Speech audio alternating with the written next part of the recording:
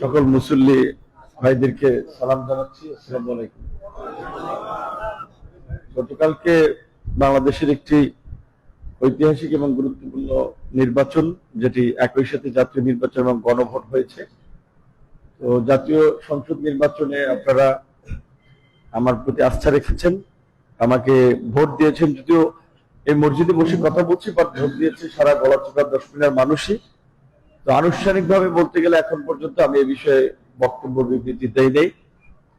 আজকে আমরা মুসলমান, আল্লাহর ঘর, আল্লাহ আমাদেরকে বিজয়ী করেছে। এই মসজিদ থেকে পবিত্র জুম্মার নামাজ আদায়ের পরে আল্লাহ পাক আমাদেরকে সুস্থভাবে কথা বলার সুযোগ করে দিয়েছেন, নামাজ আদায় করে দোয়া দরুদ পড়ার সুযোগ করে দিয়েছেন। এর জন্য আল্লাহর প্রতি কৃতজ্ঞতা। এবং আপনারা যারা ভোট দিয়েছেন, আপনারা বিশেষ করে এটুকু আমি বলতে পারি যে আমার ভোটের বড় একটা অংশই সাধারণ মানুষ, খেটে খাওয়া মানুষ, তারা তাদের সন্তান, এলাকার ছেলে আপন মনে করে তারা ভোট দিয়েছে।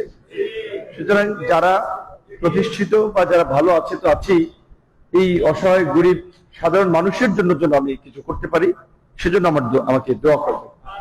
পাশাপাশি আমরা যেটা নির্বাচনের আগে মানুষের সাথে অঙ্গীকার করেছি, এখানে গোলাম মাসরুর সাহেব আছেন, প্রচারের আমাদের এলাকার শিল্পপতি মানুষ, দানবীর মানুষ, এলাকার অনেক পরিবার পরিজন, ফ্যামিলি, মসজিদ, মাদ্রাসা ব্যাপক সহযোগিতা করেছিলেন। তিনি শুধু নির্বাচন করার জন্য আসলে ঢাকা থেকে এসেছেন।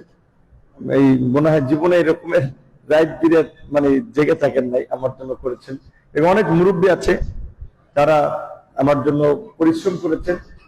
এবং এটা বাস্তব, এটা আপনারা যারা এখানে সিনিয়র এই শহরে তারা জানেন, নির্বাচনের পরে যারা জয়লাভ করে কিংবা যারা হেরে যায়, একটা ব্যাপক ধরনের সংঘাত এবং সহিংসতা কিন্তু হয়।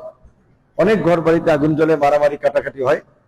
তো আমরা আল্লাহর কাছে আরো শুকরিয়া আদায় করি যে এই গলাচিপা 10 মিনিটে এখন পর্যন্ত একটি বিচ্ছিন্ন ঘটনাও ঘটে নাই, এবং আশা করি ভবিষ্যতেও ঘটবে না।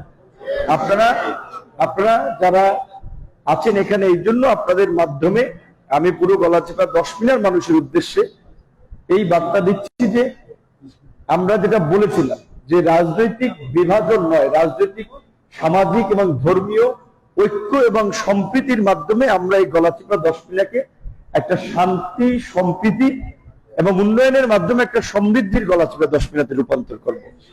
দয়া করে রাজনৈতিক কারণে, আমি আগেও বলেছি যে আমি একজন মজলুম মানুষ, আমি নির্যাতিত হয়েছি, নিষ্পৃষ্ট হয়েছি, আঘাতপ্রাপ্ত হয়েছি।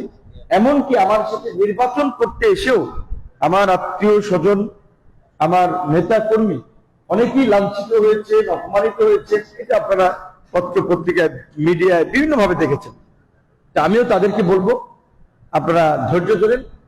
আমরা আল্লাহর কাছে এইটুকুই প্রার্থনা করবো যে যারা আমাদের সাথে এগুলো করেছে, আল্লাহ তাদেরকে হেদায়েত দান করুক, সঠিক বুঝ দান করুক। কিন্তু আমাদের কোন নেতা কর্মী কিংবা আপনারা অতিথি কেউ আপনাদের উপর আঘাত করেছে, আপনারা অন্তত সেই ক্ষোভের বহিঃপ্রকাশ কেউ ঘটাবেন না। এতে করে আমার জন্য একটা বদনাম হয়ে যাবে যে বিভিন্ন লোকেরা এটা করতেছে, এমপি হওয়ার পর এটা করতেছে। তো কাজেই আল্লাহর রাস্তায় আমার দিকে তাকাইয়া, আমি যেরকম মাটির দিকে তাকাইয়া আসলে মাটিকে কাটেন, মানে যেভাবেই যত যা কিছু করেন, মাটি যেমন কোনো সাউন্ড করে না, ঠিক ওইভাবে আমরা এলাকার সাথে এলাকাটা নতুন পরিবেশ তৈরি করার জন্য সবাই ধৈর্য সহকারে এবং একটা মানবিক পরিচয় দিয়ে আমরা সবাই কাজ করবো। এটা আমি গলাচিপা 10 মিনিট সকলের প্রতি আহ্বান জানাই।